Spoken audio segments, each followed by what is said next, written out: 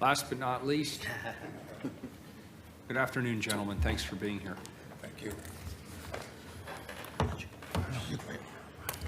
Mayor, Commissioners, so thank you for having me this afternoon. My name is Nate McCoy. I'm the Executive Director of the Oregon chapter of the National Association of Minority Contractors. I'd like to join in thanking some of our other partners, TriMet, Metro, and obviously City of Portland as being leaders on today's meeting around the Division Transit Project. I wanted to start out by saying a quick comment about some of the public serving that NAMAC has been doing. NAMAC has been all over the place, if you will, working with the Portland Housing Advisory Commission, TriMet Southwest Corridor Committee, Metro's Housing Bond Committee, House Bill 2017's Transit Advisory Committee, the city's Fair Contracting Forum, and Metro's current C2P2 project. All three. Time to put in for a raise. If my board was here, I would ask you to say that a little louder. But thank you for that comment. You know, our work is tireless, but I'm so excited today. And if I had eyes in the back of my head, I'd be looking at TriMet's leadership as well. And why I'm excited is for those businesses and those communities that will be getting these improvements to their transportation systems. But I'm equally, if not more, excited about TriMet's leadership in the minority contracting community. What I call, and others have said it before, TriMet has been a legacy agency for our city and has literally built, I would say, 50% of our members within NAMAC from the work that TriMet performs in the community. So hats off to them, and I'm really ecstatic about, honestly, if we are not aware, TriMet just awarded the biggest contract in the MBE contracting community's history. Like, never been done before. And I think, obviously, that can present risks, but the real unique relationship that happens is TriMet is at the table with minority contractors, hearing their concerns, really appreciating what they're saying, and trying to course correct so that those outcomes meet the objectives. And I think City of Portland and Metro are starting to do the same. And we should all just take notice. And if we can, I would honestly like a round of applause because of this award. And we should be excited about it. So if we could, can we, a quick round of applause for TriMet and Raimore Construction? So all those sleepless nights, you know, this effort today really makes it worthwhile for me, my family, and I think even this Division Corridor community. So I just wanted to be here today to really just thank everybody for rolling their sleeves up and honestly keeping NAMAC at the table in these discussions. And I think that fruit of those labors are being kind of forthcoming today. So thank you. Thank you. Good afternoon. Good afternoon, Mayor and Commissioners. I just wanted to be here. I just kind of got wind of this presentation today, and I heard about it, and I just wanted to run down here and shout out the praises of TriMet.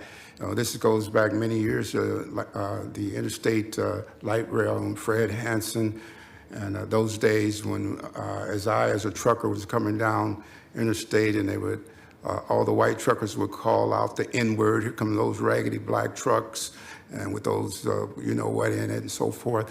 So this particular award represents a huge, I can't tell you how it affects me in terms of all the years of coming to your commission meetings and all the other commission meetings and watching and begging and pleading to see that we get a situation in which we have a minority contractor who really represents what the ideals of what these programs represent.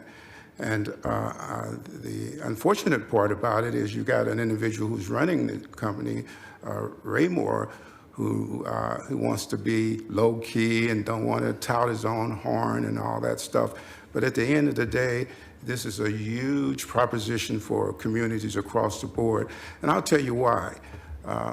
Oftentimes in the RFP, you guys, the RFP doesn't represent what a company's values really are.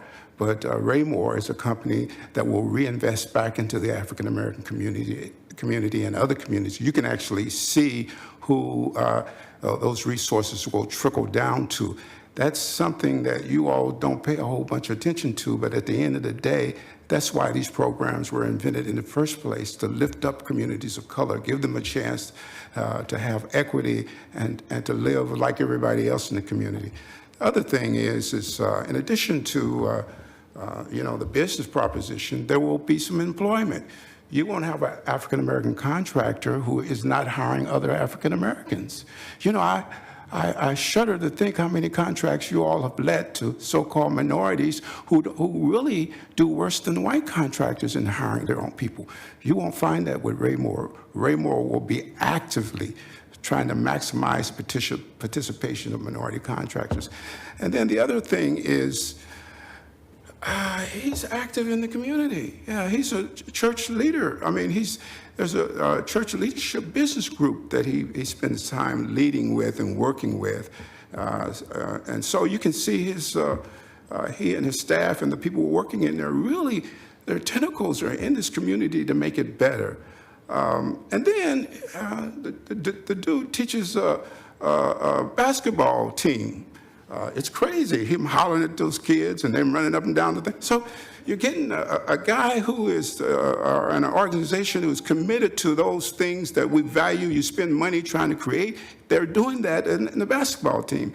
And then finally, I can't tell you about the example of his leadership and the leadership of that company and what it represents to the psychic of people of color trying to achieve in our community. When you have an individual and a company that really stands out as an example of trying to make things better, then you've got, you've got a triple hit double. You can use all kind of sports analogies that you want, but this is a phenomenal thing. And if I were to get up from here, if I had some money, I'd get me a band and get me some trumpets and shout this all down the boulevards.